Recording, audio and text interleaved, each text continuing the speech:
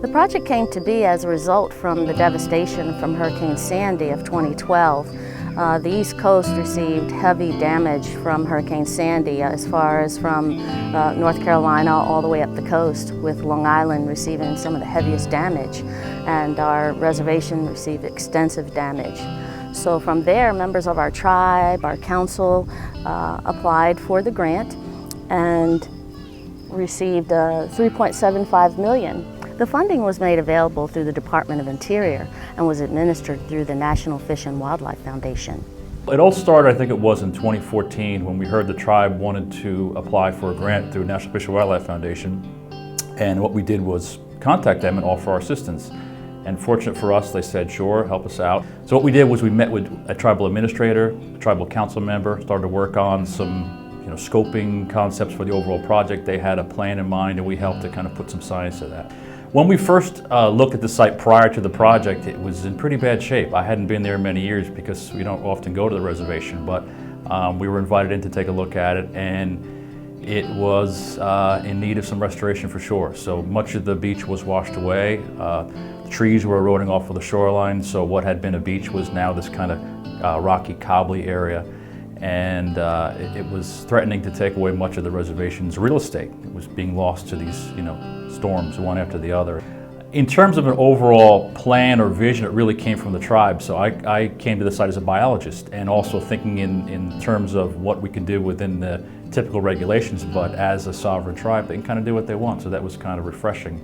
Chris Pickerel had contacted me in my office, knowing that we work with dredging and we're responsible for safe navigation of maintaining channels throughout Suffolk County, and basically inquired, do you know if you're going to have any projects within the area proximate to the Shinnecock Nation that we're planning on doing this great restoration, shoreline restoration project.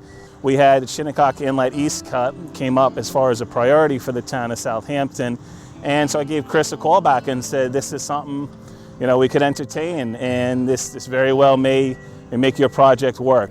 That was really key to getting the project started on the ground. Without that sand, we wouldn't have a project. They began their dredging during the normal dredging window, and we received over 30,000 cubic yards of sand that went along the entire 3,000 feet of the shoreline, starting at the north end and moving south. And then with that, we had anywhere from, say, 75 to 150 feet of new beach out into the bay, what was open water, so it's pretty exciting.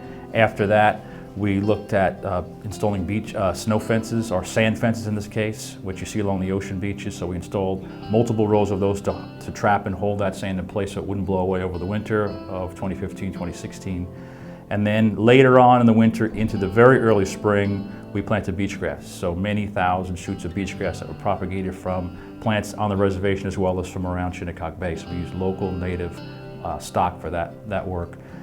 We then coordinated the effort to put in a line of rocks or boulders at the mean sea level elevation. So the great thing about this project is it's one of the only living shoreline projects that I know of, or maybe the only living shoreline. So not only is it of a scale that's unheard of around here, but it's also of a type and a complexity that we haven't been able to achieve in the past. So it's a combination of bringing in sand, armoring that with rocks to a certain extent, and then in combination with plant materials. So the rocks by themselves won't stabilize the shore, but you need the rocks and the plants together to kind of get that job done. Okay, first of all, because of the project being done, it's created a lot of jobs for people on the reservation.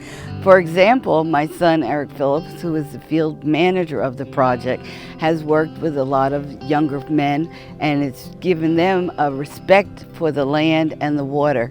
Working with the tribal members has been really exciting. So we're working with people that have a sense of place and pride in the land. It's great to see people working on their own property within their own nation and taking an interest in their cultural history, the natural resources that their tribe has lived within for many, many decades, if not centuries. So that's pretty exciting. It's also been rewarding working with Cornell Cooperative Extension, Chris Pickerel, Stephen Schott, Greg Rivara, Kim Tetral. You guys are the masters of restoration. We appreciate you.